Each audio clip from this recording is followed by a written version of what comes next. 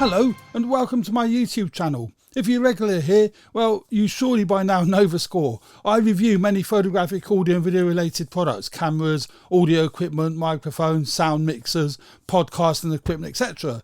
So today we're actually taking a look at a microphone, and what we're looking at is this. It's the Saramonic V-Mic Recorder. It's a great value microphone. It's a short shotgun mic. Well, they call them shotgun mics, but as I've explained so many times, you really do need to get the voice as close to your microphone as possible, or the sound source as close to the microphone as possible. Be it your voice, be it the person you're interviewing, or it could be musical instruments, whatever it might be. Get the microphone as close as you can. I'm actually recording this section of this review on my Rode Podcaster using my Rode M5 microphone, and as you can see, it's pretty close to my voice, albeit not directly in front of me at a slight angle, but I know the sound quality will come out really good. So this is the Saramonic V-Mic Recorder. What makes this so unique is its price, and also the fact that it is actually a recorder. So as well as having the cable, the TRS cable here, that is supplied with it to feed it to your camera, that's obviously an awesome feature. I say awesome, I don't know why I say awesome, it's a necessary feature. If you want the sound to go into your recorder, you can use it as a standalone audio recorder with a built-in mic. So, if you're using, it could be any camera and you can't get the camera and the microphone close to the person you're interviewing or you're talking about, well, you can use it as just a shotgun mic, or as a walk-around microphone. Record it to the SD card and then sync it back at your office, your studio, your home environment, whatever. Now on the back here, it's quite a small LCD display, but it is quite thorough.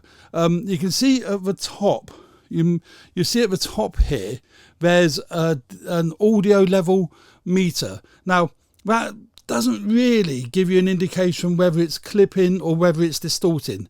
For me, it just basically shows that the recorder is actually, or the microphone is picking up a sound source. And if I was recording that, so we'll hit the record now. If I was recording that, the digits will, as I'm recording that, the actual counter will count up. You can set different recording parameters and different recording levels at different bit rates actually, which is great. I've got it set to the highest bit rate, which is 48 hertz. Is it 48 hertz? I can't remember now. I'll put it in the actual description. But I haven't actually done any recording on this as yet, but I'm going to do a test in a second where we use the microphone to record to. I'm also going to plug it into the camera so you can hear what the sound quality of this microphone is like. I've done some recording in the office, but I've done it twice because you can actually set the input level of what this microphone picks up on this display here. So you can go through the various functions and you can set the input level. I had it set too high, and I thought that would be helpful, and I would turn the microphone preamp down on the camera. I shot it on the Sony a6600, so I turned that right down to level 1, which was pretty much the lowest it would go. But when you listen to it, it seems to either be clipping or just completely very, very slightly distorted throughout. So I did a take 2 and I lowered the levels to around about 35, and that was much better. Although the recording level's lower, I got a much better usable sound from it. And doing a second take, I've actually just checked the audio on my computer back here, and it was just sounded a wee bit distorted. I don't know if it's the microphone, the settings. The levels look fine on the screen. But the beauty is this microphone does have a headphone port, which is really handy because you can stick your headphones on and you can check your levels. And I mean, that doesn't sound like it's distorting. It don't sound really high quality though. And I do think that is probably the headphone preamps in the actual microphone. It all sounds a bit tangy. I don't know, not tangy. I don't know, but it don't sound great. A bit echoey. I don't know. But at least you can monitor sound. You can tell that there is sound coming through. So that's a nice feature. Not of the highest quality, but I think when you get back to the studio, you'll find the quality's fine. But what I have done, I've turned the level down to about 30 on the actual microphone, so that I get hopefully a cleaner output to the camera. I've had to turn the preamps on the camera up a wee bit to 4. I had it down to 1, so I've turned it up to 4. That may well help, I don't know. It's also got, as well as the mini jack output on the front here, that's a bit annoying. They've placed it on the front. Would have been nice if they had placed it on the back, but it's on the front here. So you've got your mini jack output to the camera there. That plugs straight into the front there. But what's really nice, it's got a headphone jack. And again, that is great for a microphone of this value, because there's many compact cameras.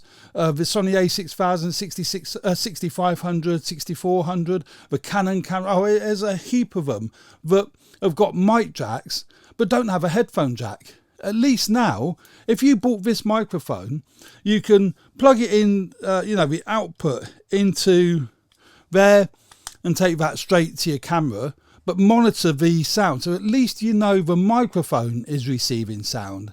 But the other exciting thing, if you're using this with something like the RX100 range, many other excellent sort of vlogging cameras that don't have a mic jack, well, this is it really does solve that, because you don't have to obviously feed it to your camera, because you wouldn't be doing that, but you use a built-in SD recorder, and you've got a headphone jack, so it cures both things. So if you've got an RX100, buy one of these, and then you're going to get great sound, and you can monitor that sound because you're recording to the internal SD card.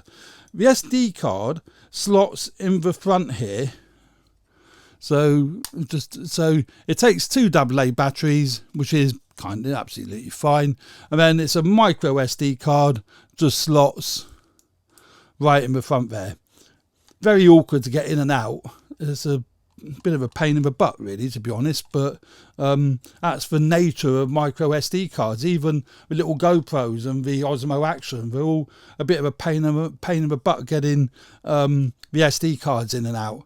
All new AA batteries, slot straight in there, and then you can just shut that closed.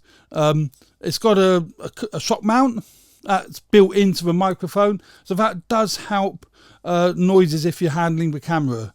Again, I wouldn't recommend, well, you're going to handle the camera if you're vlogging, obviously, but that will help dampen some of the sound that might come through to the microphone. But the real test is it a good enough microphone to use for vlogging and to use for, other kind of stuff? It does come with, it comes with a windsock, which is great for helping explosives and, the P's and the S's. So it comes with this, Saramonic windsock. That's, fine. Standard sort of supply. I've got cat hairs all over it. A kind of standard sort of windsock. Nothing exciting. And it comes with this dead cat. Although my fiance doesn't like me calling them dead cats. Years ago, we used to call them Dougals. When I used to use the Sennheiser 416 big gun mic back in the day, we used to use these, and we called them Dougals, but now people call them dead cats for some bizarre reason. But it comes with that, and that's basically the package. As I say, in the menu, there's many things you can adjust. And you can set mainly the bit rate that you're going to record it at. You can format the SD card, obviously, and set your recording level to the SD card. It's actually the input level to the microphone, and that's really helpful. And you can actually set your headphone level, because again, I had the level set too low, couldn't hear anything, but you can actually turn the level up, and that's great. It's all controlled by, so that's your on-off switch on the back here. That will turn her on. As you can see, it's come on, and it's all controlled by this jog switch on the back here, I can't actually see what function I'm setting, if anything, but that's what you would do. You would go through your functions, doing that, moving up and down would turn the levels up and down, depending on what mode you're in, etc, etc. So quite a nifty microphone. It is plastic, but you know, yeah, I think that is plastic, but you know, it's great value. A bit sort of blocky, it's not very sexy looking, but if it gets the job done, it gets the job done. So what we'll do now, I think I've waffled on enough about the microphone as it stands. I mean, what we'll do now is switch over from using the Rode Podcaster and the Rode M5 microphone, and we'll now put this on a camera and do some filming with this particular microphone. What one should I put it on? I'll stick it on me A6600, which is getting the wide shot over there, and we'll stick it on there just to see what the sound is like. I've now fitted the Saramonic V mic recorder to my Sony A6600. It's quite a distance actually from my voice. It's what I always say don't do. So in a moment I'm going to stick it on my ZV-1 and put the ZV-1 on the counter here, more closer to my voice, because I think this is, to be fair, I'll use this, but I think this is a very unfair test as to how good this microphone is. But anyway, there you go. That's now fitted to me 6600. The audio you're listening to will be coming off the Saramonic V mic recorder. I haven't even got my Rode Podcaster recording. I've got no lapel mic on me, so I'm completely reliant on the A6600 and the Saramonic V mic recorder. But let's now cut this and go over to the ZV-1. So I've now connected the Saramonic V mic recorder to my Sony ZV-1. I love my ZV-1. It's a great little compact vlogging camera. There'll be a link to somewhere, I think it's up here, of my initial review of the ZV-1. I've done a few on it, so that's my initial one. It's a great little compact camera, and what's great again about this this particular microphone, the ZV-1 hasn't got a headphone jack, but you can plug your headphones into the microphone. I know admittedly that isn't showing what's going down onto the camera, but the fact that it's got a built-in SD recorder, you've got redundancy built in, you've got a backup.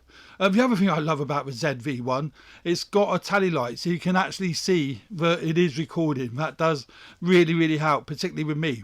So there we go. What you're listening to is the sound of a ZV-1. It's much closer to my microphone. It's much closer to my voice than it was when it was right way back there. But it's shooting slightly above my head because it's there as opposed to sort of like there. But I think you'll find hopefully the sound quality will be lovely. I'm not recording anything on my Rodecaster, so I'm again relying on the Saramonic V mic recorder. But if you're a vlogger, this would be the sort of distance you would be away from the camera if you're vlogging. So I mean, it could be, although it's quite bulky, it could be an ideal choice for somebody who wants to do vlogging and wants the headphone jack and they want the built-in SD recorder as a redundancy backup, or you're using a camera like the RX100 range which don't have mic jacks. So there we go. That's the Saramonic V mic recorder. I hope you enjoy my channel. All of this I do because I really enjoy doing it. I earn a few pennies from YouTube monetization, but that's about it. All the kit that I demonstrate I've purchased, so there's no bias because somebody's paying me or sponsorship or anything like that. It's all exactly what I think about this kit. So there we go. Please subscribe if you haven't already done so, and hit the like button if you like the content of this particular video. Thanks very much, and stay tuned for more videos relating to video and photography. Cheers for now. Bye.